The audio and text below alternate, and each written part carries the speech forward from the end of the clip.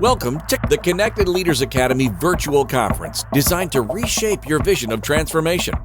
As we navigate the evolving business landscape, our speakers will unveil innovative strategies to manage and initiate change. Prepare to adapt, innovate, and lead, ensuring your role as a catalyst in this transformative era.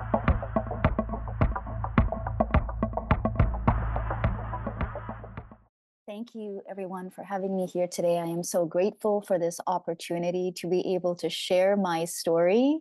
I'm excited that all of you are here with me in this moment. In this moment, you could be anywhere else. You could be sleeping in. You could be spending time with your family or your loved ones. You could be shopping or on the golf course. I don't know where you are right now or where you dream you could be, but you're taking this moment regardless to be with me.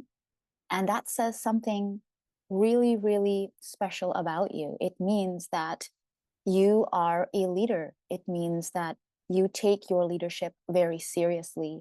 It says to me that you are a high achiever because while others would rather be watching a movie, you are taking the time for personal leadership. You are taking the time for self-development. And so we are here today, and I cannot wait to teach you how to maximize your time, how to do less and make more money today. Now, everybody loves that. We all want to be able to put in less of an effort and crank out higher results. And I'm going to share my story today on how I've been doing that, what's been working for me. So is that okay with you?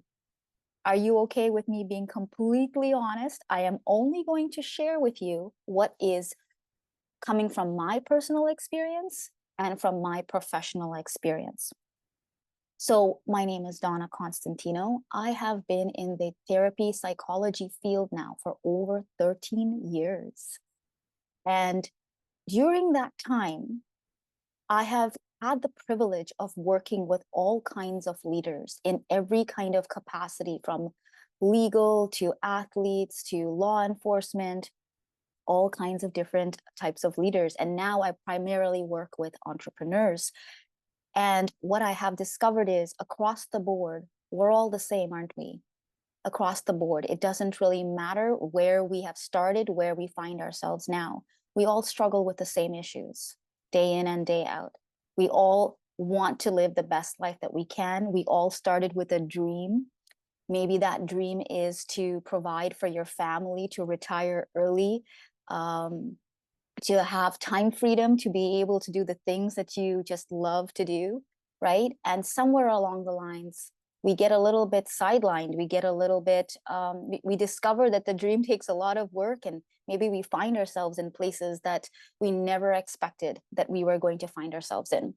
So can I take the next 20 minutes, take this short amount of time to show you how you can exponentially, and I mean that, exponentially change your outputs with the least amount of effort on a daily basis, if you are willing to do what I say today. Are you guys ready? All right. Now, what if I could make it like super simple? Because many people feel that that sounds super complicated, Donna. How on earth am I going to make more money and do less? Because we live in a world of hustle and grind. That's what everybody knows. I used to work downtown, and it was literally like, you know, the lights go on and everyone's walking around like herds of cattle, right?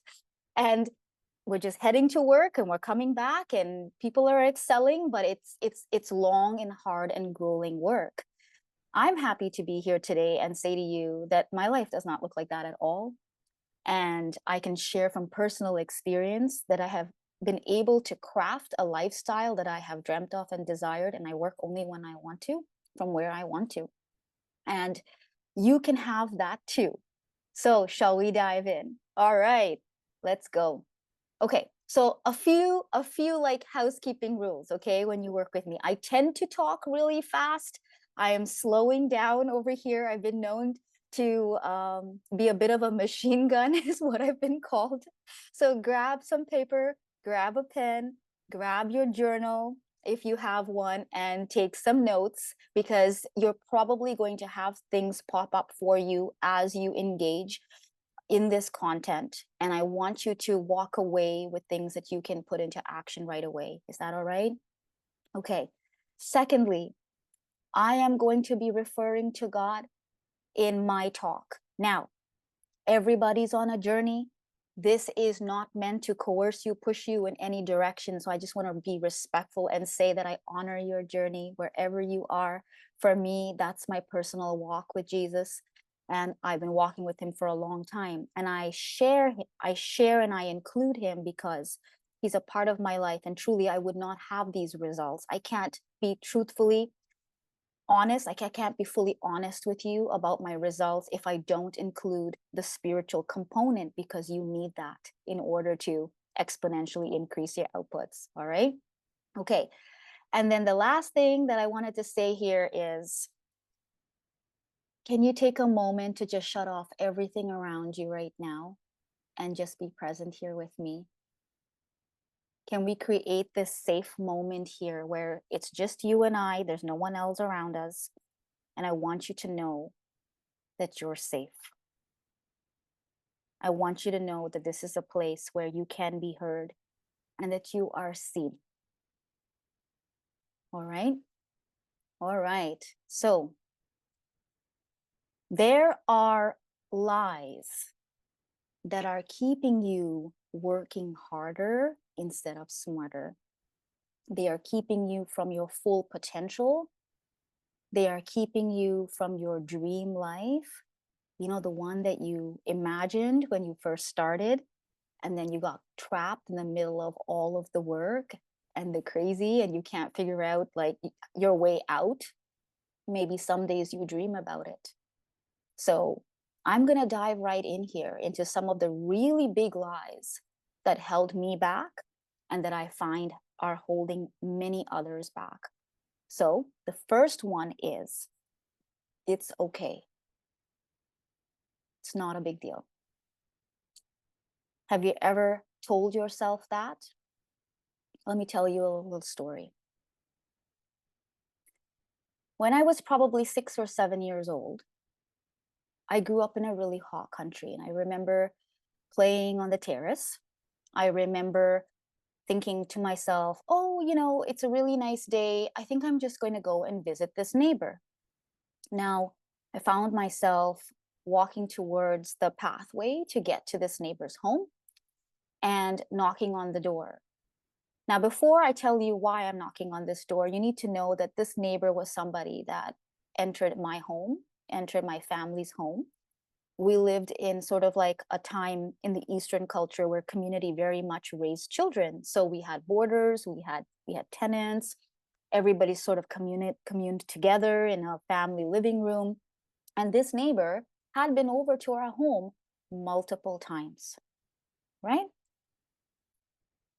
Happy, he made us laugh. Obviously, he was fun to be around, or I wouldn't have wanted to go and visit him and call on him that day. So that day I found myself walking down the pathway. It was on the terrace. I wasn't leaving the property. You know, those of us who are latchkey kids who just kind of took care of everything after you got home from school, or maybe you were raised with a grandparent on site, but they didn't really know what was going on anyway. So you kind of got away with most things, you know? And so that day I disappeared and I decided to go visit this neighbor. And what happened over there at the neighbor's place was vastly different from my experience anytime that he visited our home. It wasn't long before all of a sudden his hand was moving up my skirt and moving into places under my underwear. And a little 6-year-old having no clue what on earth and why he was even touching me in places. And nobody had given me the talk about how that wasn't okay. But for some reason, something happened to me that day. In the sense that I brushed it off. I told myself, it's okay. It's not a big deal. we're just going to pretend that nothing happened. We're just going to, you know what? I don't even think my parents will believe me. I don't think the family will believe me. I reflect on that now when I think about how much as a child I must not have felt supported. And this is not about blaming anybody. It never will be, because it's completely useless to do so. But to recognize and speak our truth requires courage. And what I have found is that there are very many leaders out here that have gone through something very similar and have kept quiet. And they're telling themselves, like me, you're saying to yourself, it's okay. It's not a big deal. It's fine. It wasn't a full-blown kind of traumatic experience. It was just a small thing. So it's okay. And I'm here to tell you that it's really not. There is not one leader that I have worked with that hasn't had their sense of self completely shattered, despite them not knowing what they're going through after having a premature experience like that with an adult who had no business exposing a child to sexuality. And so if you're here listening today, I want you to know that you're not alone. 1 in 4 women have experienced something like this. And the last time I checked, 1 in 6 men. Some stats say 1 in 8, considering that most of culture keeps men quiet and does not encourage them to speak up. If I was a betting woman, I'd be willing to say it's a lot more. Now, I want you to recognize now that I didn't know that this was dysfunctional. I didn't know that it wasn't okay. And it took years of work and growing. And I'll be honest with you, God's love to expose to me that this was not okay. So I'm going to invite you now to write down areas where you can be brave and you can say, you know what? It is not okay. It's not okay that this happened. And after you do that, we'll get to the end and I'll let you know what you can do about it. All right? Okay. Let's go to the next lie. The second lie was love is earned. It's conditional. Sometimes it's even dangerous. Have you ever felt like nothing that you do is good enough? I know that as a high achiever, and all of you are high achievers, or you would not be here right now. Like I said at the beginning, you would not be looking at personal leadership while others are out skiing or golfing. You're here because you are a high achiever and you want to be the best that you can be, which means that you work very, very hard. Very hard. You're very good at what you do. You want to be the best that you can be. But under all of that, I know for me, was this dysfunctional kind of love, this desire for acceptance that I didn't receive unless I was receiving the best grades and operating in excellence at all times. As I mentioned earlier, many of us come from a latchkey kid generation or an Eastern culture. For that was for me. So it was kind of a bit of both, where academics are highly, highly valued. They're a big part of who you are. And if you don't have that, then you're going to be put down. There's always going to be a comparison game, which is dangerous. But what happens as a result of that is that we learn to do things well, which is good. But then we learn to also do them for the wrong reasons. And so we never stop, and we find ourselves trapped in work schedules to please others, which I don't know if you've noticed. If you've noticed this, this is what I've noticed. And maybe you can now take some moments of reflection and write this down as well. Is it ever enough? Do you ever feel like it's enough? All the hard work, and they still disrespect you. All the hard work, and it still seems like you're not appreciated. If you're experiencing some of that, you're not alone. But I am happy to say to you that you don't have to experience that. It is possible to shift your entire world, where people just love and adore you, and you don't have to secretly wish that they would just accept you for who you are. I know that for me, I put on a mask for a very long time that I was very strong, really happy. And to be honest with you, there were parts of me that really were. There were parts of me that just, my true self is vibrant and excited. And maybe in those moments, I got to be who I really was. But that was not who I was in the secret. That was not who I was with my family. And maybe you experienced the same thing.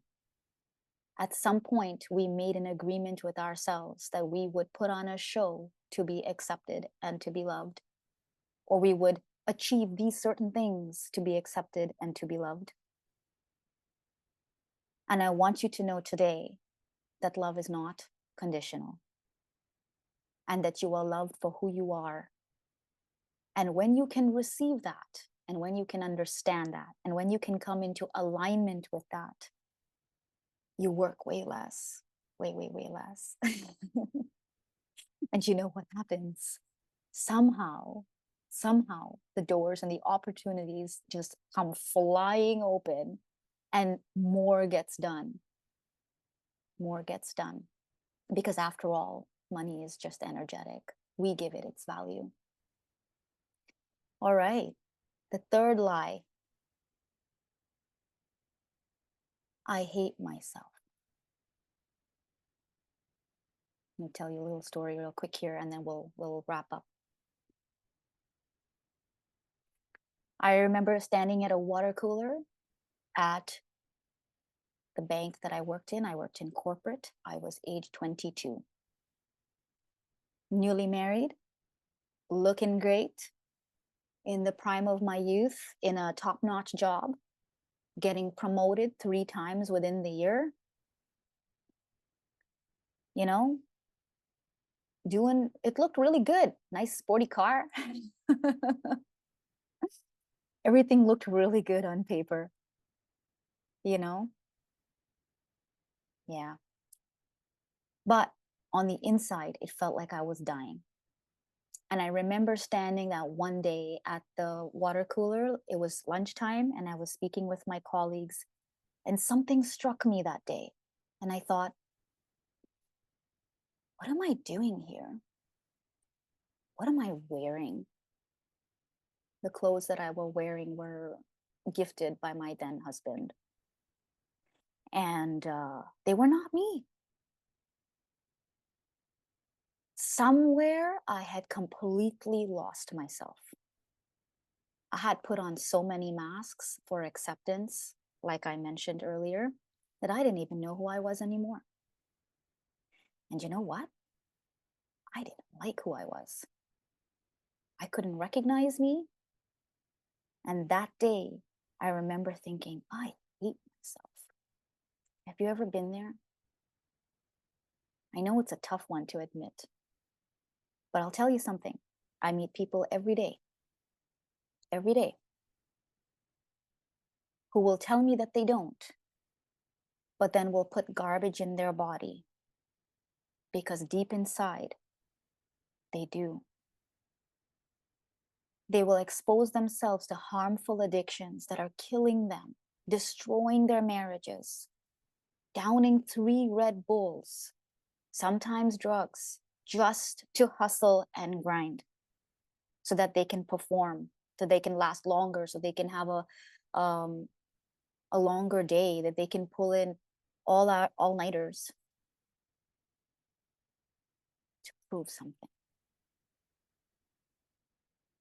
because they don't love themselves.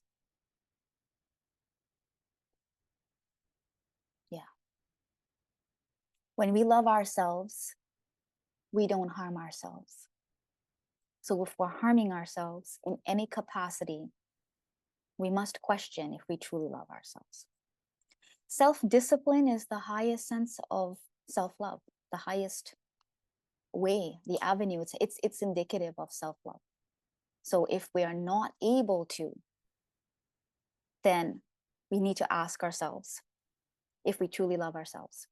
Now, I've shared these 3 lies with you, and I would invite you to journal if any of these make sense for you, and to remind you today that it wasn't okay, that you are worthy of love, and that you are a wonder. God has made you to be beautiful. You are here with a purpose. You are here by design. And it's time for you to step into that zone of genius, and to own who you are, and to rediscover who you are.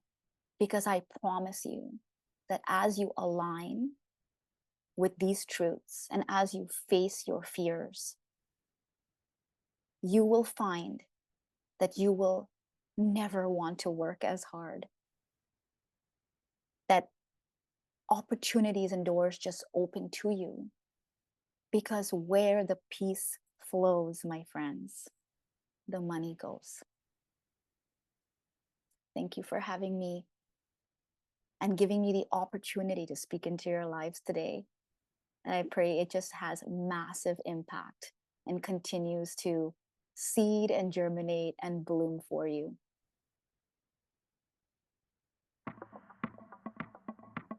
Thank you for participating in today's enlightening session. As we transition to our next expert, remember that each strategy and insight is a step toward becoming a transformative leader in your field. Visit connectedleadersacademy.com to stay engaged and informed. The journey of change is ongoing. Let's move forward together.